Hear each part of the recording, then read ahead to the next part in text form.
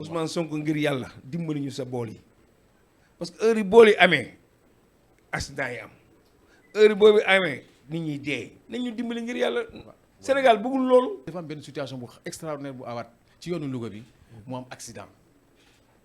il y a plus de 20 morts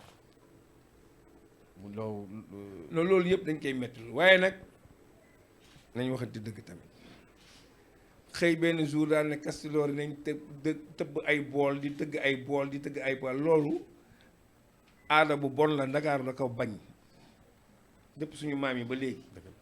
Ousmane Sonko ngir yàlla dimbali ñu sa bool yi parce que heure yi bool yi amee accident yi am heure yi boobu amee nit ñi dee nañ ñu dimbali ngir yàlla. Sénégal bëggul loolu bool yooyu bool ñuy tëgg baaxul si réew mi xoolal premier jour bu ñu ko defee am na xale bu daan génn télé chauffeur la woon bëgg Ousmane Sonko lool moom dee na si bool yooyu te da doon wax naan bool yi baax na si te dafa mujj ñëw di accident te dee. bool yi baaxul fenn nañ ñu dimbali si bool yi ngir yàlla baaxul si réew mi chaque jour ay accident yi day bari di dee baaxu fi nañ ñu dimbali et puis kilifa aada yeeg diine yi wax leen génn leen ngeen na ko gune gi leen dimbali ñu si lii baaxul si réew mi nañ ñu dimbali ngir yàlla. kon daal yow da nga jàpp ne situation bi yëpp tëgg bool yi moo koy. mais baaxul ku ne di nga ku gëmul aada dalaa dalul.